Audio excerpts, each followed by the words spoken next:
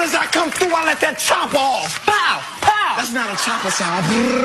I'm sorry. Soon as I come through, I kill everybody. We killing one person. No, we kill everybody. You're Uncensored. Tonight we begin with a tragedy out of Galveston over the weekend. A 16-year-old girl in custody after allegedly shooting and killing her own mother, Tiamoya Moore. What would you do if the person you trusted most became your greatest threat? On September 11th, a quiet Thursday evening in Galveston, Texas, the peace was shattered. It took just 5 gunshots to not only silence the calm of Avenue Q, but to destroy a family forever. The neighbors, accustomed to a quiet, serene block, told police they heard yelling. And then, a series of sounds that still haunt them. Boom, boom, boom, boom, boom.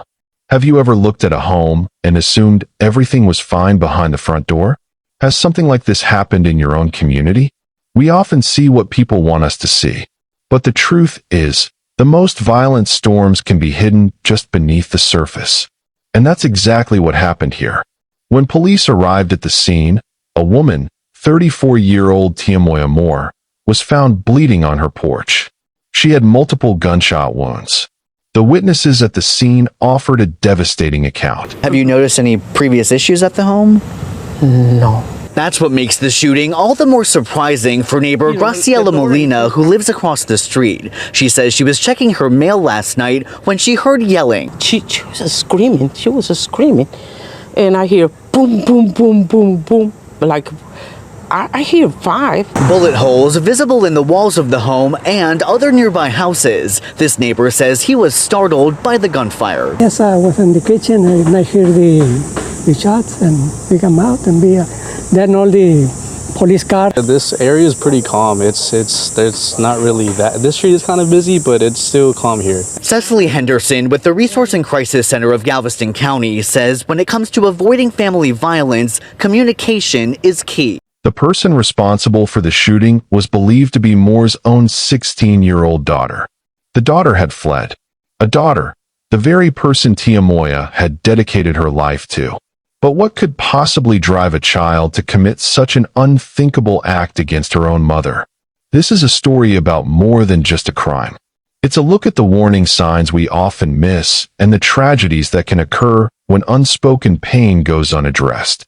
Stay with us until the very end, and you'll understand the full story behind this tragedy, and perhaps see how to prevent one of your own.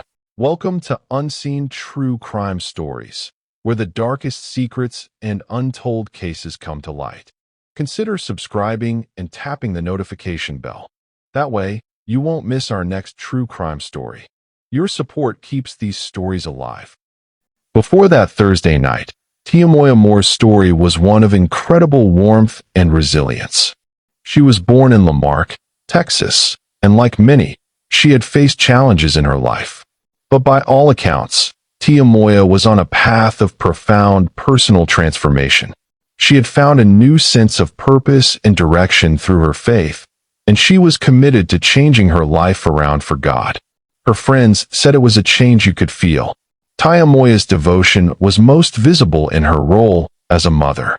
She was raising 5 children and, according to her childhood friend, Alicia Giesinger, she would do anything for her kids. Alicia remembers Tiamoya as a woman who was full of generosity, someone who would give you the shirt off of her back. On social media, Tiamoya's public accounts documented her journey toward a better life, including her path to sobriety in the months leading up to her death.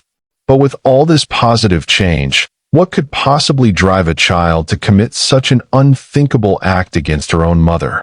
This is where the story becomes a contradiction. A woman was rebuilding her life, striving for stability and peace. She was a mother dedicated to her children, setting an example of renewal. Her path was one of increasing hope. But as Tiamoya fought to become the mother she wanted to be, inside her own home, a different battle was taking place, one that would cost her everything. Domestic violence isn't always physical. It can also be emotional and psychological, where one person controls another. The key is to pay attention to sudden changes in behavior, isolation from friends or family, or constant fear, and anxiety. If you see these signs, for yourself or for someone else, it's a call to action. There are resources available, and you're not alone. Help is out there. The neighborhood on Avenue Q in Galveston was the kind of place you'd never expect a tragedy. Neighbors described it as a quiet, peaceful residential enclave with no problems. It was the sort of street where life seemed to move at a calm, predictable pace. This outward appearance of peace is exactly what makes the events of that evening so unsettling. The violence came as a complete shock to residents, who had no idea what was happening behind the closed doors of a home they passed every day. This case forces us to confront the difference between what we see and what's truly going on. It's a powerful reminder that domestic situations, regardless of how calm they appear from the outside, can hide severe tensions. These tensions can build over time, silently, in a way no one on the outside could ever predict. The fact that the shooting was a surprise to everyone who lived nearby shows just how effectively family struggles can be kept from the public eye. But with all this hidden reality, what could possibly drive a child to commit such an unthinkable act against her own mother? The point of no return. That hidden tension, the one no one on Avenue Q saw coming, had reached its peak. It had been building, unseen and unheard, inside that home. At exactly 7:49 p.m. on Thursday, September 11th, that hidden tension exploded into violence that would echo through 5 devastating gunshots. For neighbor Graciela Molina, the sounds were a clear sequence. She heard screaming from the house, and then a series of 5 distinct, rapid shots. This was no accidental discharge. This was intentional. The sound immediately sent a jolt of terror through the quiet street, causing neighbors to run inside and lock their doors. Within moments, the first 911 calls began to flood Galveston Police Dispatch. Officers and EMS arrived at the scene shortly after 7:50 p.m. They found Tiamoya Moore on her porch, her body suffering from several gunshot wounds. The officers immediately administered first aid, a frantic attempt to save her life. She was rushed by ambulance to UTMB Health's John Seeley Hospital, but despite all the life-saving efforts, it was too late. Tiamoya Moore was pronounced dead at the hospital. In the midst of the chaos, witnesses at the scene provided police with the shocking truth. They reported seeing the person responsible for the shooting flee the scene on foot. That person was Tiamoya Moore's own 16-year-old daughter.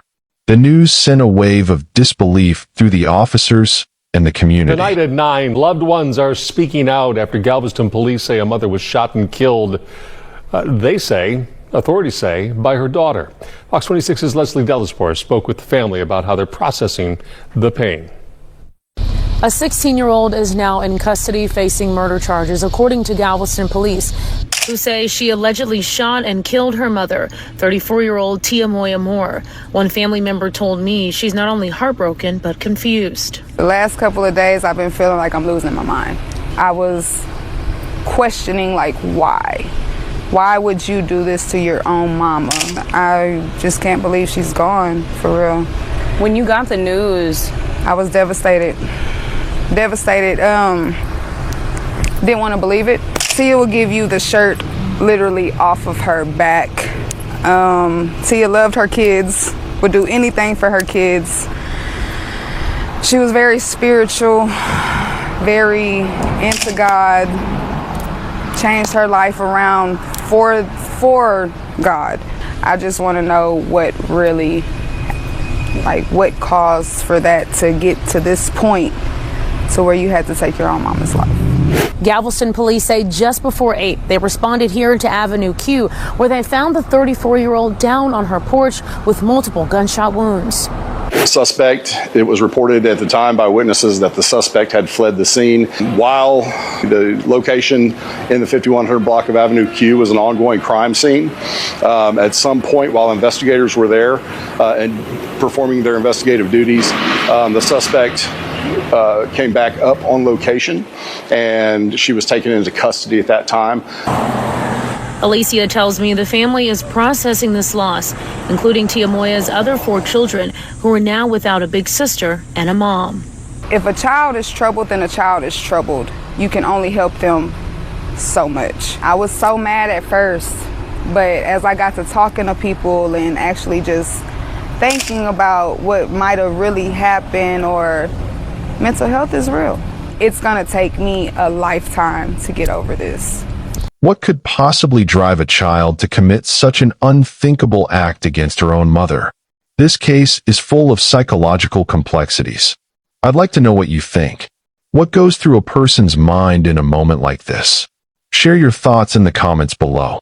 Yeah, I just had to take the motherfucking shit of my life. My motherfucking stomach was... But here's where this case becomes truly haunting. The 16-year-old suspect did something that defied all logic and revealed the depth of her psychological crisis. After the shooting, the 16-year-old suspect ran from the house. This initial flight might be interpreted as a natural reaction, a panic response, or a desperate attempt to escape. But what happened next makes this case so deeply complex. While police were still processing the scene, the young woman returned to the very place where the crime had just occurred. She walked back calmly, approaching the officers and surrendering without any resistance. This decision to flee and then return defies typical behavior. It suggests a profound internal conflict. Was it a sudden crisis of conscience? A deep state of shock? Was she so overwhelmed that she felt drawn back to the scene, unable to fully comprehend what had just transpired? The act of returning and peacefully turning herself in hints at a state of mind that was severely disturbed or conflicted in the aftermath of the alleged crime. Investigators also located a firearm near the home, a key piece of evidence that further complicated their understanding of the event. What could possibly drive a child to commit such an unthinkable act against her own mother? Police had the suspect and the evidence, but they lacked the one thing that truly mattered, a motive. The case was no longer just about a crime. It was a psychological puzzle, and the daughter's actions were the first clues. As investigators tried to understand why a daughter would take her mother's life, family members revealed something that would change the entire narrative. The family's anguish was immense. Not only were they mourning the loss of Tiamoya, but they were also grappling with the unimaginable actions of her daughter and sister. Tiamoya's childhood friend, Alicia Giesinger, spoke for many when she expressed her confusion. She said she was initially angry with the accused, struggling to understand the motive. But then, after speaking with others, her perspective shifted completely. Alicia offered a single quote that changed everything. "Mental health is real." This statement provided the first real clue to the mystery. It suggests that the alleged actions were not just an act of violence, but perhaps a culmination of deep psychological distress. It redirects the narrative away from a purely malicious act and toward a possible tragedy born of psychological crisis. The truth of what happened behind those closed doors may not have been a conflict between mother and daughter, but an internal struggle no one could see. What could possibly drive a child to commit such an unthinkable act against her own mother? The tragic events on Avenue Q cannot be viewed in isolation. They intersect with broader issues concerning juvenile crime and the justice system.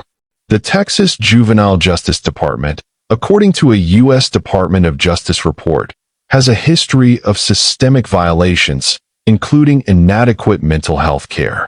This reveals that the very institutions tasked with rehabilitating troubled youth may be failing to address their complex psychological needs. If you or someone you know is in a relationship where psychological or emotional abuse is present, understand that it can have lasting effects on mental well-being. It is crucial to seek help from a professional. Mental health crises can escalate quickly, and reaching out is a sign of strength, not weakness.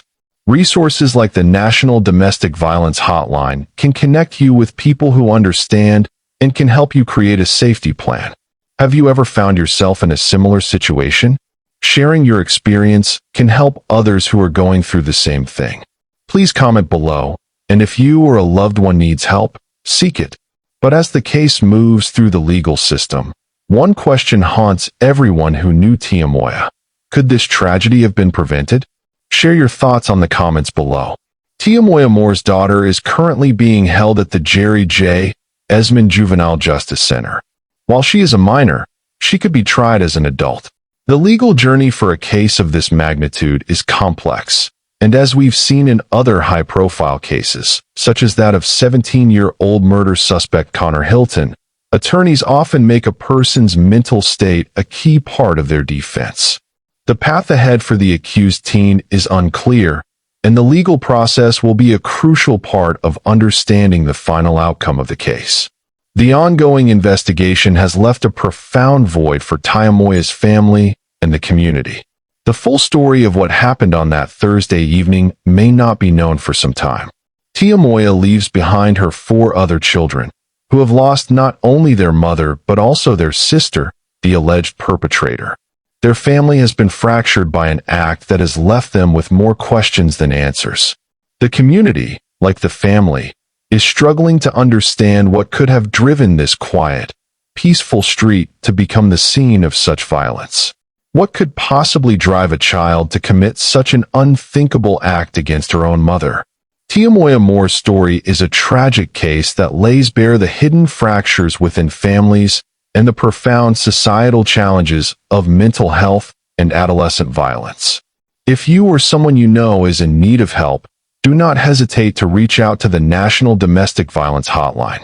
Additionally, resources like the National Alliance on Mental Illness, NAMI, can provide support and guidance.